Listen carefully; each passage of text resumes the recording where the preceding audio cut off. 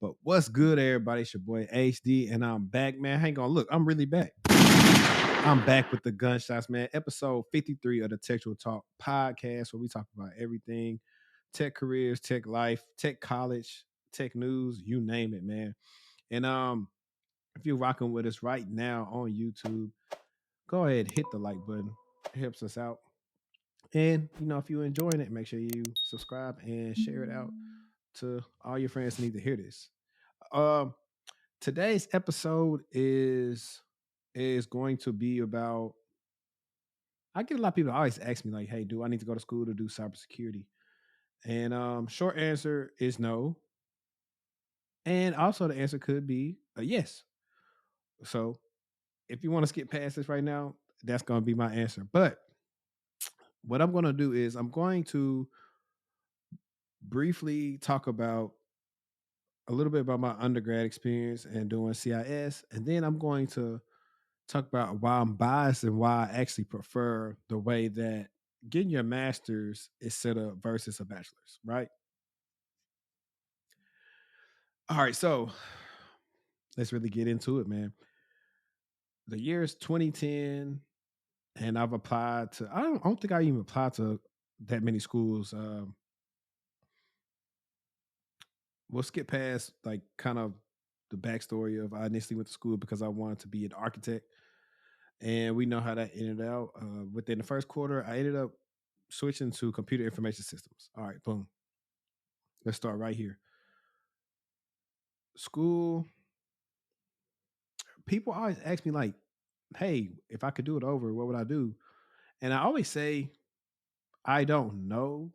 Cause it's like, even though you want to get to where you're at faster, would you really appreciate it like you do? Like the lessons, the struggles, the friends, all the things that you do in college when you stay on campus shapes you as an adult. And I think that's, pivotal because sometimes we see people that didn't go off to school and probably still stay with family or parents, and they struggle somewhat with being an adult because they're not used to that responsibility, right? When you go to school, it's the first time ain't nobody pulling back the curtain saying, hey, it's time to go to school. Wake up, you're gonna miss your class. It's all on you. You are the master of your fate, the master of your destiny. You control that. So that mindset actually does prepare you for being an adult. Whereas if you're staying with somebody, they still doing what they've been doing since you've been a kid or whatnot. So it doesn't benefit you that much besides unless you're saving a lot of money and you got a plan. Now, if you got a plan and you staying with family, that's all good. But this is kind of what I've noticed in my years of living. But you know, undergrad was cool, man. I met a lot of people. Did a lot of like the biggest thing I honestly would tell people with degree programs that aren't necessarily make you do a clinical or making you do an internship. Like I really feel that grad school, not grad school, I'm sorry. I really feel that undergrad and like if you're doing CIS, computer science, or whatever you're doing that's related to computers, it should be mandatory that they either find you an internship or you intern at the actual school doing the role that you want to do when you come out of college. Reason being because that's going to help prepare you even more for the workforce. That's just me. But I think that's too much like right. But one of the main things you need to be doing at college is networking. Because these people that you go to school with will eventually, some of them will be either running their own businesses or working at other businesses where they potentially may have a high position. And they will remember, hey, I went to undergrad with that person. We should hire him. That's a cool woman. That's a cool man. It's a cool person. Hire them. That's one of the main things because check this out. In life, it's not about who you know, but who knows you. Who knows you? Ask yourself who knows you. And once you start asking yourself that, and then if you don't have a good answer to that, that means, hey, you need to get on your grind, market yourself, and you need to start networking. Undergrad gave me, like I did CIS. So my undergrad experience was a little different. It had all these different classes that you could possibly potentially do stuff when you were in IT, but it didn't really specialize in anything. And doing that is cool to introduce you to a lot of stuff, but it's dangerous if your advisors see. Here's the thing, and you know, Put some respect on my name. You understand me? When y'all say my name, put some respect on it.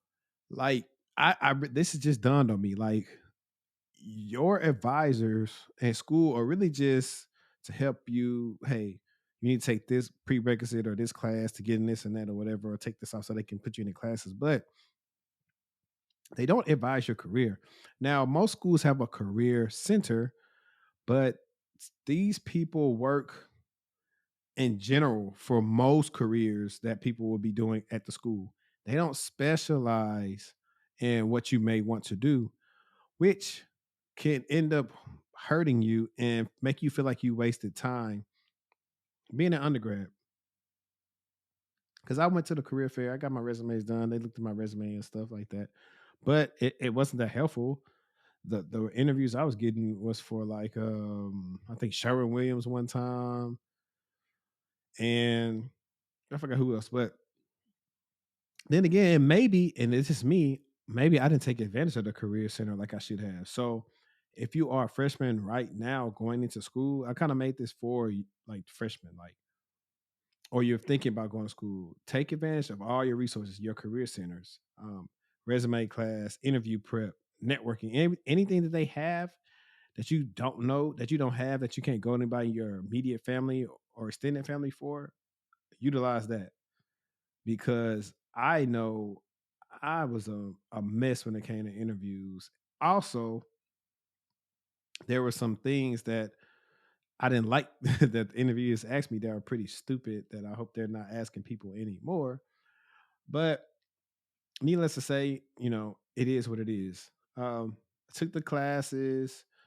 I think one of the better classes I took that was probably the best representation of kind of what I do now was my capstone class in CIS, which is a system analysis and design class, which I, at this time, after taking this class, I thought I wanted to be a system analyst, but I didn't really have all the skills needed to be a system analyst. However, this class required us to get in a group of, I think I was in a group of four. We had to find a problem, solve it, come up with a solution. And we did. For our program, our project was our school had a bowling alley, but they didn't have an inventory to keep like what shoes were out. So my group designed an inventory tracking system of like, hey, what shoes are out. And this went from, somebody coding it, designing it, Visio. Um, we were using, I think, Microsoft Project at the time, so keeping track of the project and the task. That's the kind of things that you deal with at work because you have project managers and there's assigning you JIRAs to do, and you got to make sure you get it done. You got to reach out to who you need to reach out to get the information from them, update it, you know, Zoom calls, emails, tickets. It's pretty much the same thing. So I would probably say that probably been the most beneficial class that I took. And I did not actually lean on that like I should on my resume because, like I said, there was nobody around to pretty much show me about like, hey, you got projects that you did, in undergrad. Let's put this project on here. Let's really sell yourself. So if you do any nice project, any capstone, or anything like that in your career, please sell yourself, man. Trust me, you don't want to miss out on that. But all in all, I would say that undergrad made me part of who I was. I think it also helped, my parents. And this is honestly like I like to be introspective and transparent with you all. I think my parents started to see me, as an actual young adult over, a teenager at the time. I went into school at 18. I graduated at 21, and so that time, I did a lot of things. Like I had to actually get a work study job, and then after eventually I didn't have work study, so my job got converted to like just a student worker instead of work study. So that was cool. Trying to like I think it was my last quarter, I had to find somewhere to stay. I had to stay off campus. Just a lot of different life things I was figuring out. Like for me, my number one thing that I learned in college is I'm resourceful. I always figured out how to get home. I always figured out how to get to the store. I always figured out how to do whatever I need to do, whether I had to be cool with somebody or I could always like pay my way and get where I want to get. So that's pretty cool, man. I like overall, man. Shout out to like the people like I've met in college that like we still cool to this day, man. Shout out to let's see. You know what? I'm not gonna get into that because they might say, "Ah, man, you ain't say your boy name, you say your girl name." So shout out to y'all, man. Y'all know who y'all are. We still talk, from time to time now. But I want to say is, to wrap the undergrad part up, is like when it comes to undergrad, really make it work for you. Don't follow what undergrad tends to do. Try to figure out the best way to succeed in undergrad and leverage your undergrad experience and degree to get what you want. So that's what I would leave you with that. With that, now let's scurry on to 2017. So by this time, I had been out of school about 4 years. I graduated in November of 2013 in my undergrad, and after that time, I started working. So back the last episode I was telling you about when I was at the knock, I decided, hey, I want to do grad school. I'm not doing anything currently here, and I'm still not really getting looked at the way that I want to in this job market. So maybe I don't have enough credentials, right? But I will tell you that is not always the case. See, back then I didn't even know, hey, maybe you need to research these job descriptions and make sure you got these skills on the job description. Like that's really what I should have been doing. But like a lot of people, I decided, hey, education is the answer. So I did mass my I did my master's program at the University of Dallas, which is in Irving. It is I want to say it's a private university. It is I want to say it's a Catholic school. I think it's a Catholic school, but overall it's cool, man. Like I remember like man, hang on. Man, these folk got their hit his shit. No cap. Like I remember I'm trying to see like okay, I got it. Brain fart. For the orientation, man, that was one day I was working on the weekend. And my job in Edison was not that far from Irving. So I just went to my orientation, I think on lunch or something like that. Pretty cool. I got a feel for it. I got to see my building that we were in was like the newest building. Or were they finished with it yet? I can't remember.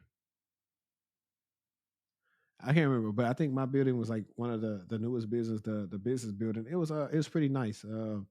Good feel. It's not like a really big school because our graduation was like in this big church, but I think it's just the right size, just the right class amount for it not to feel overwhelming, right? So I think one of the first things I did, I reviewed the curriculum and seeing what I was going to do. I had the choice to choose out like cybersecurity and IT management, and I chose IT management just because I felt like at the time I wasn't in cybersecurity, and I think I wanted to do something that would still let me be versatile enough to if I had to pivot out of cyber, I could just based on my background. So that's why I didn't do that to kind of just pigeonhole myself like, oh, I'm straight cybersecurity. No, I have a IT and technology management, a master's in IT technology management. Um, I took a lot of classes. Let me see if I can find some of these books that we had over there. Actually, over here. One second. So we took all type of classes. Like I got process mapping and management. We got implementing effective IT governance and IT management. Like these things actually work. Like these are things that oops, I probably can hear me. These are things that I actually still have to look at now, and architecture patterns. And I kept these books for a reason because I was like, I would have to go back and review these. I think let me see something. I think one of these my professor actually wrote. No, it's not any of these, but I said to say the reason why I prefer a master's program over bachelor's is simply because it's more useful. You get to do things that you would possibly actually do at work all the time at school. Most thing in master's program is built on like leadership and a lot of group projects because most people who get a master's are people that are going to be the leaders. So you got to have those soft skills in order to work with people. Also, in my master's class, I took an emotional intelligence class like my first semester. And boy, that class was so helpful to me because it's a buzzword. I use it in interviews now when I talk about EQ, emotional intelligence, just like IQ. A lot of people don't say that in interviews, but I say it and I know it kind of sticks out. And that's because emotional intelligence is pretty much knowing how, and we're going to say to the workplace, how to respond and how to treat different events. Knowing that you can't treat every event the same and you can't treat every person the same. If you want to get something out of a person, you have to kind of know a little bit about that person to get what you need out of them.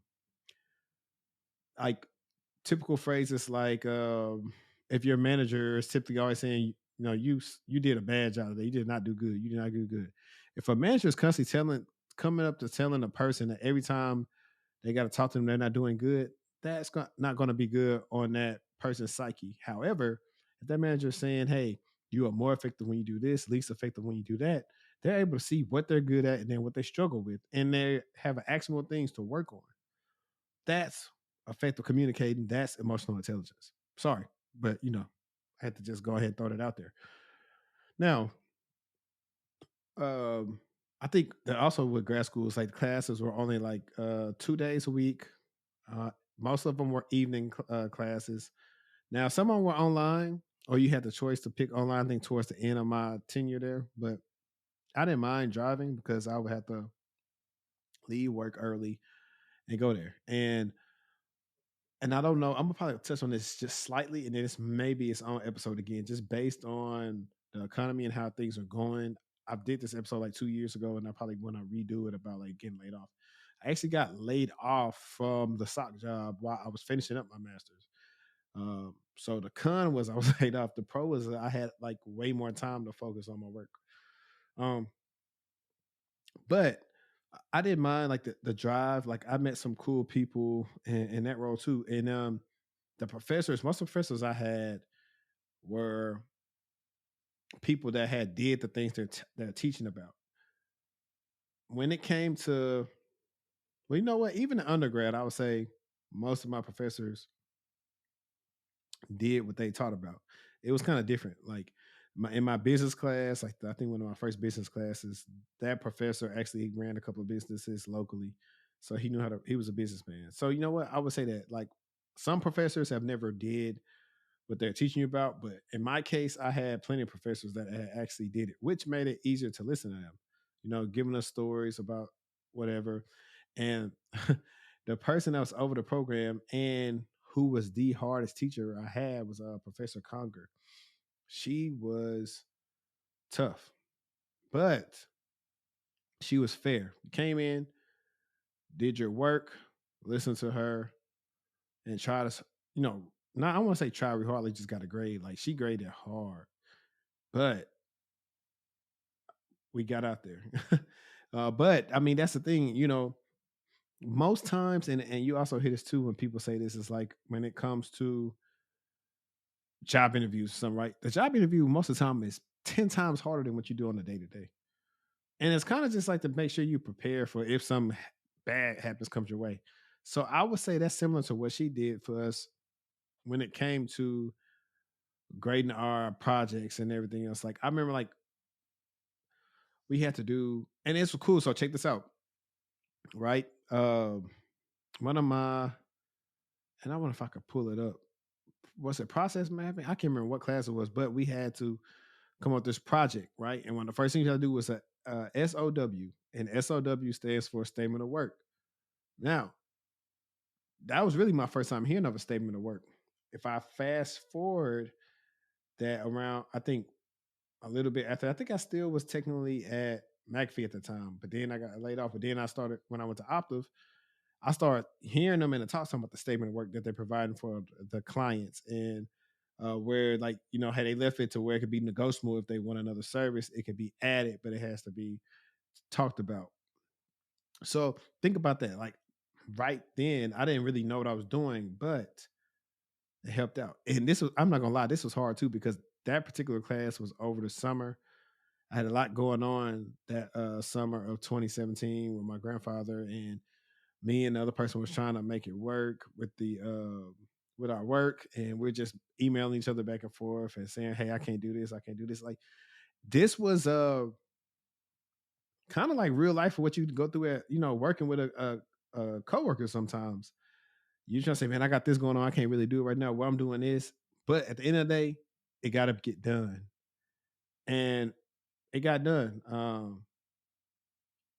I'm talking about, I think I was in like Arkansas on a trip with my brothers for like basketball at the time, going in the car, trying to fix some stuff in Google Sheets and asking them, "Hey, what you think about this?" Like that's stuff you do. Like I remember when I was a sock lead, like, going on my phone on Microsoft Teams, either editing something or sending something back because they asked the question at, all times of the night.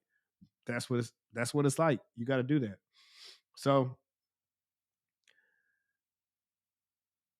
grad school is just better than a bachelor's, but it is more expensive most of the time. So that's the con.